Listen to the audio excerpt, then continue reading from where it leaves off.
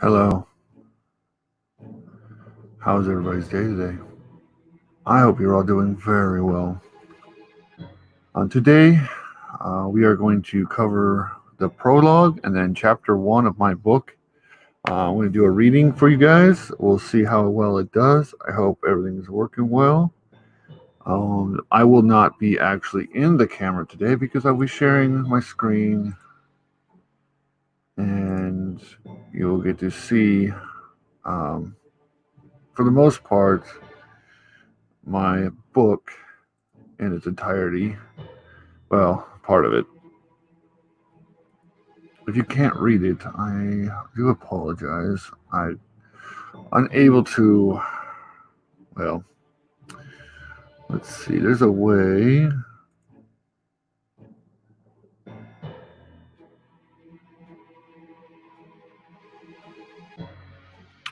I wish I could have printed this out for you guys. Let's see. Try full screen. That might be a little better. Okay. On my screen, it's kind of blurry, but I don't have the best monitor. So, as you know, before we start completely reading the book, let me that for a second. I just want to discuss a little bit about it and what I'm doing. If you don't know me, I am the Mutisphere Origins. I am creating my own novel series to help bring something new to the fandom. It is called the series will be called the Mutisphere Origins. Um, the first book will actually be called Darkness Rises, and then or Shadow Rises. One of the two. We haven't figured out exactly what we want to call it yet. But for the most part, we got the story mostly done. We're still working on editing. It has been quite a challenge, especially with our lives and kids and so on and so forth. It's kind of sometimes it can be hard to be able to get cracked down on certain things. So today we just wanted to talk real quick to you about what this book is about. I'm going to cover the prologue and chapter one, and then I want to do another video with chapter two and then chapter three. And I may do a one more chapter. It matters what people think about these videos and if they really enjoy them, if they want to know more. If you want to help support me to help me get this book done faster, we do have a link to our PayPal. If you can send us just a tips or whatever you want to there, please do so because every penny helps. It'll help us get editing done faster. It will help us get the art covered, get the cover art done, and so much more I have to get done still, and all the legal stuff. So if you can support us, please do so there. Or if you want another way to do it, please contact us. The email is actually in our about page, where you'll find PayPal, Teespring, and so much more. But I'm not here to talk about that. I am here to talk about the story. So here we go. Let's add that to stream. Prologue. Breathing heavily, he jolted awake. His blood was boiling as he tried to look around. Realizing quickly he could only move his eyes. What is going on? He thought to himself. His heart was pounding and beating against his chest. Where am I? How did I get here? He asked himself as he moved his eyes in all directions, and still he saw nothing. He tried to get up, but his muscles again weren't responding. Croaked as he attempted to make a sound, but his throat clenched. He gasped for air and saw that the cloud of his breath. He realized that he could not hear anything. He wondered if he was alone. All he felt was the cold stone and metal ground beneath him. Shutting his eyes tightly while he tried to allow his thoughts to wander out of there, but they could not. As he opened them back up, he saw stars and his visions came into focus, and realized he realized that his eyes were finally adjusting to the darkness that surrounded him. He now saw a dark fog that surrounded itself around him, pushed against his sluggishness. With all of his energy, he lifted up his right hand and managed to wave it. Pushing the dark, foggy air away, he looked to his right and realized someone was there. Rustling with his neck, he turned his head to get a better view. There was a massive black stone and metal throne with carvings of skulls, symbols, and all kinds of creatures carved at each side. It had long, skinny arms and a long head that looked like it was coming out of where the massive man's shoulders, shaped like a cone with a black eye and sharp fangs. On the throne sat an enormous man who sat there. There was a giant shadow that overlooked him. He was wearing a suit of black metal armor. His faceplate of his helmet had constant black flames coming out of it. He had dark and black flamed eyes. He turned his head and stared straight at him. Instantly, he felt himself lift into the air and could feel his limbs being pulled from each other. Silently, his soul screamed as it tried to tear itself apart from his now withered body. Just as suddenly he dropped down to his hands and knees. The attack intensified. His pupils felt as though they were about to burst out of his head. He started to lose consciousness as all his energy had left, now gone. Time to show you the future of your planet and people, thundered the man on the throne with a voice that was filled with malice and hatred. He closed his eyes, and in a blink of an eye, he realized he was standing on his homeworld of Milan. As he stood in front of God's tree, the same shadow he saw before now overlooked the skies. God's tree, the source of all life, was soon consumed by the dark flames. He twisted frantically in a circle, looking around at everything he once knew and loved was now just a mix of dust and ash. The air filled with a dark fog. How could the archangels and my people have let this happen? He said to himself out loud. Now that you have seen your world, I will show you the fate of all the universe, thundered the man.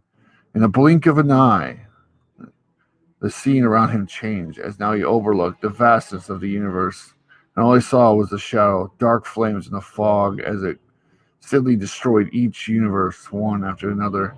The universe I was supposed to protect are dying, and I could do nothing. I have failed, he screamed out loud in a cry of defeat. So that was a prologue. Before we go on, I wanted to say I'm not a professional reader, so if you see me stumble a couple times, it's because I'm trying to go down and not lose my place.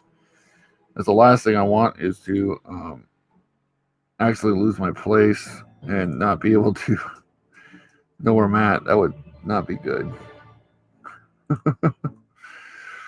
So let me get this second part set up.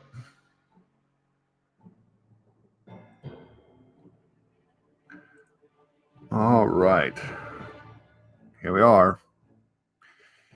Let me share my screen. All right, this is Amir Sea Origins, Book 1, The Shadow Rises. I took the feathers of my children, the archangels, and I breathed life into you. Your purpose is to be my shield for all life that is born from my life. Soon the time of the enlightenment will end. My children return to the Golden City. I grant you a long life to learn and grow together and defend all existence. Be the firstborn son of the planet Milan and lead your people with honor and love. The last words God said to the High King Theros. Chapter 1. Prince Arthas Arkwright. Wake up! Hey, Arthas.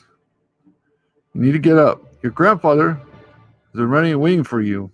He recognized by the voice that the lady yelling at him was Celia, Arthas' caregiver. She was an Ingo woman that watched over him while his father was away. She made sure that he was at all of his appointments and helped him with other tasks as well. Huh? Was I asleep? Asked Arthas, While he rubbed his eyes and sat up and pushed his long blonde hair out of his face. Did you have another nightmare? You look like a sweaty mess, responded Celia with a questioning look.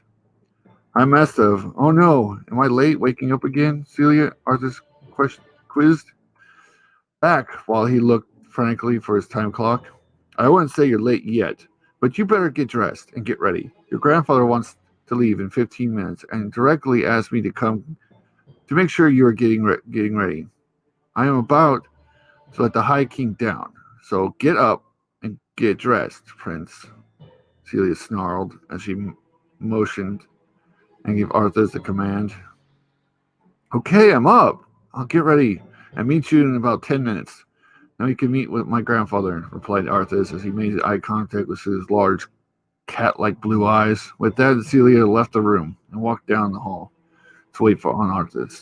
Arthur finished getting ready. He left his bedroom suite and started walking down the hall. As Arthur walked up to where Celia was standing, he said, All right, let's go find grandfather. Oh, he already grabbed your luggage and is loading it up on the Golden Griffin as we speak. Let's hurry and get to the Griffin's loading dock, Celia told him. They started to walk up this grand root tree-looking staircase that twisted up 3 stories just to the top. All right. It says, once both reached the 3rd story, they turned right and walked down the hall. Celia turned and started opening a large metal door with a symbol of a griffin on it. Arthur could already feel the soaring gusts and wind blowing as he walked out onto the platform and saw his grandfather loading a golden griffin with his luggage. As two approached his grandfather, Arthur turned towards Celia and said, Thank you for waking me up of that horrible nightmare. I appreciate everything you do for me. Celia smiled and looking at the large luggage said, Oh, it's nothing. I like working with you and your grandfather. I wish I could have woken you up a little sooner, though. It seemed like your grandpa could have used some help loading this luggage. Arthur turned to his girlfriend and asked, Can I help you with those? No, it's okay. I can load a few pieces of luggage onto a loading straps of a golden griffin. Don't you worry about this, old man, explained his grandfather with a laugh. Arthur couldn't help but admire his grandfather, for even though he was old, he was a strong and healthy man. He looked very young for his age, except around his eyes where he could see the wrinkles that formed. His grandfather turned to Celia and said, Thank you for getting Arthur stuff for me. It would have taken a lot longer if I had tried. He could be a stubborn person to wake up. Celia laughed and replied, No thanks needed. I am here for you guys anytime you need me. Okay, well, we'll see you later, Celia. We've got a decent flight ahead of us, so we better mount up and take off, he said to his grandfather. He turned back to Arthur and commanded, Make sure you say goodbye. It'll be a while before you see Celia again. Okay, grandfather. Celia, thank you again, exclaimed Arthur as he waved. Celia smiled and waved as she replied, Goodbye, Arthur. I will see you soon. Arthur's grandfather mounted the giant golden brown bird. Known as a golden griffin, it took off flying westward. Arthur felt the wind blowing. It had a lovely crisp freshness about it. As it whistled and danced around, he could hear the flapping of giant wings as they swooshed about the air. He felt the strength of the bird's back, muscles at each stroke. His grandfather said to him, As Prince of Melon, you will need to experience many things to understand our planet. I am taking you to the head of Clan Ariel, one of the 6 clans of Melon. They are in charge of all the agriculture and trade. Named after the Archangel Ariel, who taught them everything they need to know. He taught them how to fish, farm, and utilize the land trees without killing the planet's ecosystem, allowing the clans to live on Milan and have a perfect harmonic balance with all life. Second. All right, Arthur could barely make out Ariel Valley in the distance. He could see the start of the fields and ranches and all the farmlands that stretched out in front of them, filling the massive valley. The closer they approached, he saw clansmen out working, which surprised him. The sun was not even peeking up over the mountains yet. Here they were, working like it was late afternoon. We are here, Arthur's grandfather shouted. We are here, Arthur's grandfather shouted to him as they swooped down onto an open area of a large gray barn. Arthur could tell by the sound coming from inside the barn that it housed many golden griffins and other domesticated animals native to Milan. Others saw a large Kundo man with short, dark brown hair, chestnut brown eyes, and a full beard that reached to his chest. The man walked up to his grandfather and hugged him. Howdy, welcome, High King, to my humble home here in Ariel Valley, shouted a deep voice that came from a large man. High King yelled out, Greg, my good friend, it seems like many years since I have seen you. How have you been? Smiling, Greg answered, It is great to see you, my High King. I have been well. Thanks for asking. How are you doing? High King wore a broad smile and face and responded, I am well. Time has been very generous to me. I am happy to hear that you are doing great as well, Greg. The High King turned toward Arthas. 1 second. Pull this up. Oh, too far. Too far. I said, Grandson, this is the head of Clan Errol, Greg. He is in charge of the valley. Arthas noticed a young female Kundo around the same age as himself that stood sort of behind and beside Greg. She had blazing red hair and deep green eyes. She seemed to be a little shy and was hiding behind her father. Since he couldn't quite see her, he could not make out too many details about her just yet. I see that you brought your grandson, Prince Arthas, Greg stated, as he turned to nod toward Prince Arthas and said, It's good to meet you, Prince. Prince Arthas nodded back and said, It's good to meet you, Greg. Greg turned his head looking at his daughter and stated, This is Jade, my daughter. Come on now, Jade. Say howdy to the Prince and the High King. Jade slightly and shyly walked around her father until he said, Howdy, everyone. High King and others nodded to her at the same time and replied, Hello, Jade. Arthas knows that she is about the same height as himself and half the size of her father. The High King turned towards Greg and said, We have come to see how the harvest is going, Greg. I am also hoping to show my grandson what life is like outside Harmony City. Ah, I see. So how long will you two be staying with, my king? Asked Greg. I will only be here till dinner time, but I would like to leave my Arthas here to stay with you for 1 year. I would like him to learn everything he can about life. As a member of Clan Ariel, I believe a prince should know everything about the world in which he is gifted. Declared the High King. Greg looked up at the sky and stroked his beard and said, Ah, I see. He's coming of age soon. You know, I do have a small building we can make into Arthas' home for now. Here's a great idea. Jade, show Prince the grand tour of the land and lands around Ariel Valley. In a whiny voice, Jade complained, Oh, do I have to, Dad? Greg looked at her questioning and asked, Oh, what? Do you think Arthas is cute or something? Jade's, Ew, no! Arthas' face turned a bright red. It's almost the same color as Jade's hair. Both Greg and the High King started burst out laughing after Jade spent a couple of hours showing Arthas around the land, Ariel Valley. Jade turned to Arthas and told him, Now that I've shown you the mainlands of the Ariel Valley, I take you to see the land around it. Sounds like fun. Let's go, explained Arthas. All right, we got to mount on it. We got to mount on yowls, if we want to cover the ground quickly, said Jade. What are yowls? Asked Arthas. What do you mean, what are yowls? Jade asked. After hearing her confusion, he realized that she probably never met someone who did not know what a yowl was. They did not travel on mules in the central city, but did take griffins everywhere. He turned to her and, well, I've heard of rideable animals out here in the valley, but I have never seen any. Well, it just means that you're about to find out firsthand, explained Jay as she grabbed Arthas by the arm and about just drug him over to one of the large gray barns that he noticed earlier in the day. Oh, excuse me. When they reached the barn doors, Jade opened it and took him inside. Arthas saw a ton of stalls. 1 second, let me pull this up again. Oop, too far. 1 second, guys. Okay. Okay. Our son. Okay. They're open and took him inside. Arthas saw a ton of stalls and these massive feline with long grayish green fur that looked almost like the ground inside the barn. I've never seen any creatures that have greenish green fur. They're awesome, explained Arthas. Yellow's fur changes to their environment. It is a defense against other predators, said Jade in a matter-of-factly tone. She looked at him while shaking her head and questioningly asked, Wow, you haven't seen much outside Harmony City, huh? Arthur shrugged and responded, I have never spent any time outside the city. You're the biggest city dweller I've ever met, explained Jade, snickering at him. I am probably the only city dweller you've ever met. I happen to read books and have seen something that resembles these in the hollows in the library. At Arthur, as he tried to sound smart. Jade rolled her eyes and said, I am sure you have. What was your oh so smart city books told you about them then? I mean, I read something about living a very long life. I also read that they are one of the most intelligent creatures on the planet, responded Arthur. Well, at least you know something about them. Did the hollow books show you how to tame them, ride them, and work with them? And treat them? Asked Jade. No. They didn't even mention all those things. Just that they were wild feelings that are large and predatory in nature, replied Arthur. Ugh.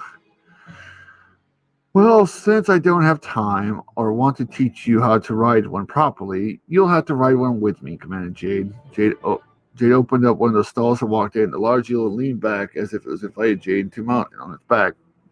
Draker out a small brush on the tray and attached to the gate of the stall. She walked over and started to brush the large eel. As if to thank the feline for its loyalty, the eel purred and Jade with each stroke as a brush. After a couple of minutes of brushing the eel, Arthur's nose started to relax more.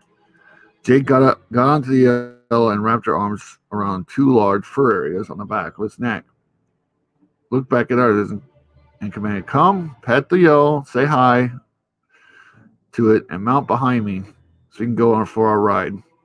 Wrap your arms around my hips and hold tight. Arthur did as instructed and climbed at the back. He wrapped his arms around Jade's waist. The eel started moving forward.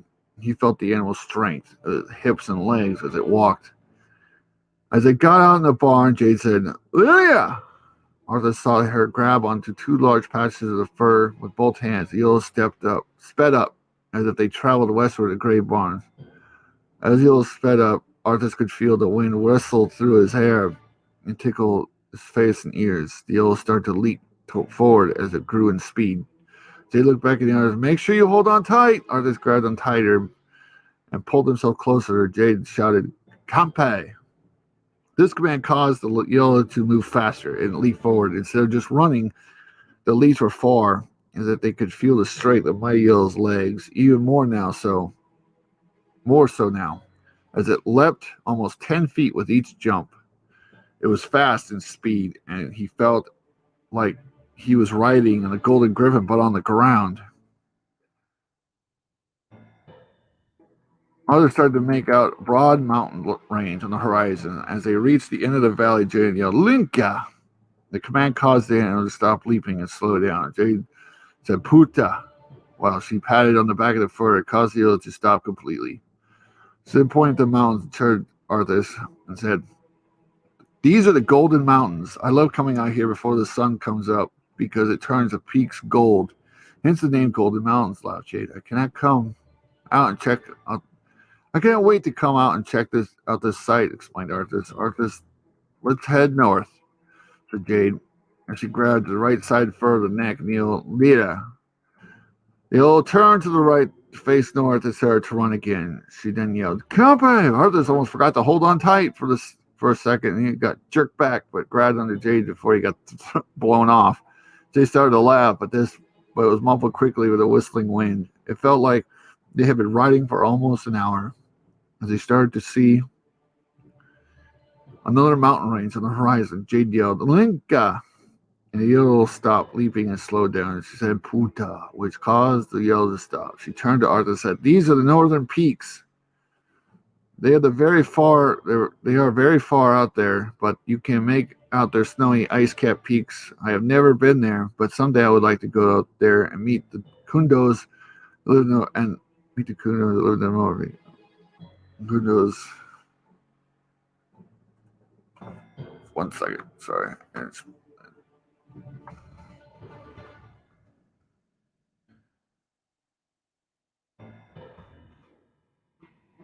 The Kundos and dwarves that live in the North Peak City, and those that work in the North Peak mines. I would also like to go there someday. I would like to travel all around the planet and see as much as I can, added Arthur in agreement. Well, I would hope so, since you are the Prince of Milan, said Jade as she laughed, and used quotation marks with her finger as a high and mighty title playfully. They sat in silence for a little bit, staring at the beautiful mountaintops. Out of nowhere, Jade said, Lila! Again, she grabbed into the right side of the fur of Elo's neck, and Elo turned eastward and started running again. Jade yelled, Kampai, this time Arthos was ready and held on tightly. They'd been running for almost an hour. Arthur started to see the beginnings of a vast forest just beyond the fence. A fence, Jade slowed and yelled down by yelling, Linka! Once the yell slowed down enough, Jade stopped the yell, uh, yell again by saying, Puta. She turned to Arthas and pointed to a vast forest and asked, Can you at least name that forest? Arthas let her up. Of course. I live in Harmony City around the heart of God's forest. Finally, something you know, laughed Jaden jokingly. Oh, hey, look, there's a pack of yellows and their cubs, explained Arthas as he pointed to the pack of wild-looking yellows outside the fence. Oh, wait, I know that pack of yellows. It's Fang's pack, Jade excitedly yelled while she jumped up in the air. Let's go play with Fang and the old friends and family. Jade turned and ran up to the fence and started to climb and jumped over it. Wait, are you serious? Have you not heard that wild yellows kill kundus all the time? Jade replied. I have helped save Fang as a baby cub. He is one of my best friends. They love me. Come on, it'll be fun. All right, if you say so, said Arthur, reservedly as he jumped the fence to follow Jade. Fang, exclaimed Jade as she ran up to the yellow pack. Fang turned and saw Jade and let out a growl as it ran toward her. Once Fang caught up to Jade, it started to purr loudly and rubbed its side and back on her legs. Wow, Jade, this even looks you, said Arthas as he put his hand out, Fang to rub against. Fang, Howard growled at him questioningly as he looked up at Jade. Oh, Fang, you overprotected cat. This is Arthas. He is a prince of Milan, stated Jade. Fang continued to growl at Arthas. I know. My dad made me take him around and show him the area, added Jade. Fang backed down a little bit, but kept his distance from Arthas. Fang, it's okay. I think we will become friends as well over time. I'm going to watch over Jade here. She needs someone to keep an eye out, Arthas said as he let out a laugh. Jade gave Arthas a playful slap on the shoulder and said, I don't think I am the one who needs someone to keep an eye out, Mr. Prince of Milan. Does he know how to ride a yell? Jay let out a laugh herself. Fang rolled over while kicking his feet in the air and smiled on his face. After playing with Fang and his pack, the old Jade and Arthas said goodbye to their friends and watched him take off the other yellows back into God's forest. Before we go back, let's take a small break of riding meal and sit down for a bit. And hill over there by the fence line. This gives me a chance to ask you some more about yourself and what it's like growing up as a prince of Milan, said Jade. As they walked through a small hill by the fence, Arthas asked, well, what do you want to know? Jade leaned a little Jade leaned a little closer to inspect him. This made Arthas swallow hard as his heart raced. Sweat started to trickle down his forehead. Jade then asked, why do you have silver hair and eyes? I have never seen anyone with eyes like yours before. I am a half-breed, born both of Kundo and Igno. My mother was Igno. As you know, my father is Kundo, responded Arthas. Yours are like twin silver moons, said Jade. I don't think that Kundo and Igno were able to mate and have kids together. I thought that was why they don't usually marry, added Jade. You're correct. Igno and Kundo do not usually marry or mate. It is challenging for Igno and Kundo to procreate with someone of the opposite race as themselves. My mother, however, sacrificed herself to give me life. It was the greatest gift of all. At least that is what my father says. I am of a rare blood breed. My mother was direct line to the first of Igno. My father is direct line to the first of the Kundo. Be my grandfather and grandmother, said Arthas. So, is this also why the greenish tone of your skin color? Asked Jade. Yes. That would be correct. I believe I come from an Igno. It comes from an Igno mother, cried Arthas. As he laid down and looked up at the sky, I do wish my mother was around. I still have tons of questions I'd like to ask her. At Arthas, Jade laid down beside him and looked up at the sky as well. Changing the subject, she said, "You know, you're pretty cool for a prince," which caused himself to laugh slightly. Arthas turned and smiled and playfully added, "You're not so bad for a country kundu yourself. Do you think I am weird, Prince?" Jade replied, "No, I think we could be friends." I saw the sun start to turn downward slightly to the east. Jade must have noticed it too, and she's like, "All right, one more stop, then we're back to the farmlands." Arthur's Jade got up, walked over, and jumped on the fence.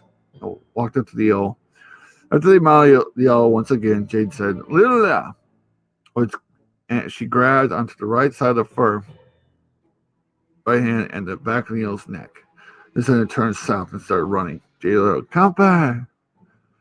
Arthas again, ready for the sudden jolt of speed, was already holding on tightly under Jade. They were riding for 1.5 hours until they finally see another mountain range in the distance. Arthas noticed that these mountains did not seem nearly as significant as the other two, but still distinctive, as they were silvery glow. He read seeing them in the hollow book he read. Jade slowed and stopped yelling, "Linka," and "Puta," once the eel had slowed down enough. Arthas turned to Jade and exclaimed, "Those are the Silver Peaks. I've read about these and are famous for their silver-toned glow. However, they are not as tall as they seemed in the hollows, but very wide in stature. Yes, these are quite beautiful at night. The moon is above. They also glow like that of your eyes," explained Jade. That sounds amazing. I must come back and see when the moon is full someday, Jade. "Will bring me back here one of these nights, and you can see this together," Arthur said. Jade replied, "I have to think." Whoa. Wait, Jade. Wait. Oh boy. Give me a second, guys. Thing jumped on me.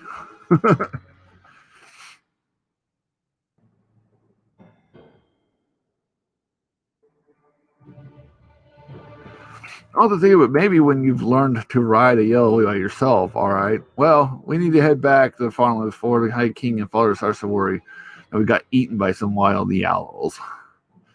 Jay looked at the yellow and said, "Luna!" This time, Arthas noticed her pull on the yellow's neck twice with her right hand. The yellow turned directly north. Jade yelled out, "Come back!" Arthas was again already holding onto Jade tightly and braced for the leap. After another hour passed, they got back to the main path that led back to the farmlands. Jade turned her head and yelled, "Just a bit further!" "I did have fun with you today, though." Arthas started to laugh because of how her voice sounds in the wind. Arthas yelled back, "I did too!" He started to see the gray barns up ahead. Only a few hundred feet left to go.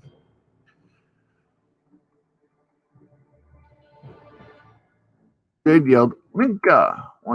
which again caused the others to slow down. Once they reached the barn, Jade turned and asked Arthas, "Can you dismount and open the doors to the barn and stall for me?" Arthas then dismounted and did as instructed. Once the eel was back in the barn, Jade grabbed the brush and started to brush the eel once again. And she looked at Arthas and commanded, "All right, Prince Arthas, it's your turn to brush the eel." Arthas then started to brush the eel.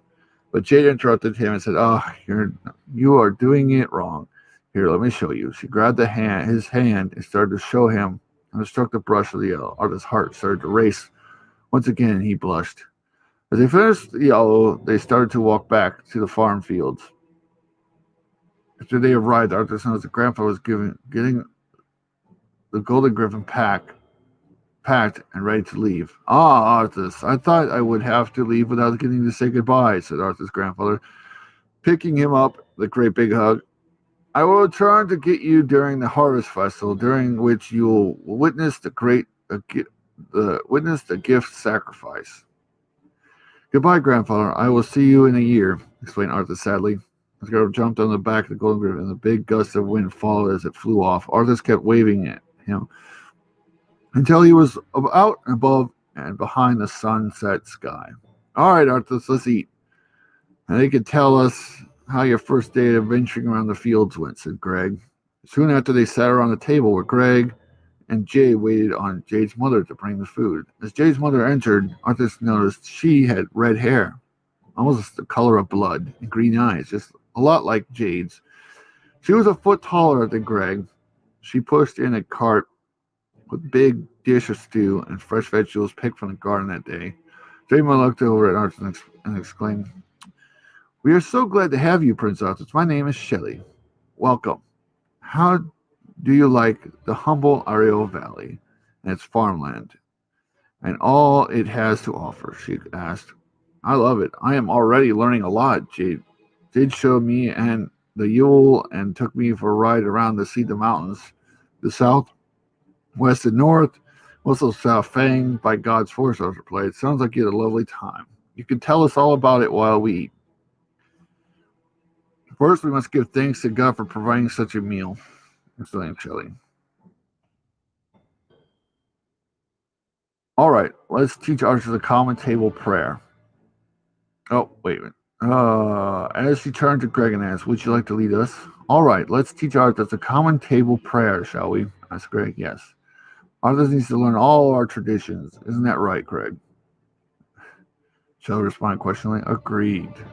"Bow your head and let's pray," instructed Greg. Everyone then bowed their heads at the same time. They all prayed, "Come, God, be our guest. Let these gifts to us be blessed. Make our souls be fed ever on your living bread." Try to act like he knows the first prayer Arthur mumbled along with him. Shelley grabbed a large serving spoon and started scooping up the stew. Poured into bowls first, then passed it around and said, "Careful, it is hot." Arthur poured the stew into his bowl and noticed that it has meat, potatoes, and some kind of vegetables, and then asked, "What kind of stew is this?" "It is potato and dreg sausage stew. It's one of the most famous traditional dishes," responded Shelley. "Well, it smells amazing," said Arthur, as he grabbed his spoon and took a bite. Right away, he noticed that it burned his tongue, so he grabbed his ice water and took a big swig, cool down his mouth. "Well, that was hot, but it also excellent," explained Arthur. "Well, thank you," Arthur explained, Shelley smiling. Craig laughed, and this was interjected and asked, "So, Prince Arthur, how was your first time riding on a yell?" Arthur smiled and responded, "I had a lot of fun. They're so fast and strong. I'm very enjoyed my ride. I can't wait to learn to ride myself." "Yes, riding a yell is one of the best experiences a person can have here at the farmland. But did Jade tell you that the yellow are not native to Milan?" asked Greg. "No, I did not know that. I figured the yellow were native predators on Milan," I replied, looking shocked. "I've read some stories, but never knew that. Should oop, 1 second. Yes, it's true. They were discovered on Crete, one of the twin moons. You should ask your grandfather how he gained the favor of the Yellow Monarch. You know, Crete is also where we found the Dwarven people. You will probably meet most of them as they dwell in North Peak City. It is a huge above ground and underground city built by both Kundo and dwarves.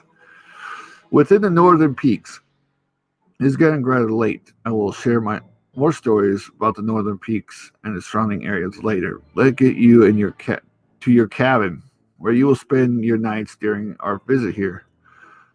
Let's let the girls clean up. Follow me," said Greg. "All right," said Arthur, getting up from the table. Greg opened the door and walked outside. Greg took Arthur's around a couple of barns to a sizable-looking tool shed. As Greg opened up the shed, Arthur noticed it was still in good shape. Greg and Shelley have brought a hammock made out of dreg leather and a blanket made of its fur and hung it neatly in the shed. There are also a small desk and chair and a small chest where he could keep extra clothing if he brought. "It looks cozy," said Arthur, admiring the shed. "Thank you and good night," Greg said as he walked back toward the house. "Good night," said Arthur, feeling tired after a long day. After Greg left, Arthur he laid in his bed, thinking about his father.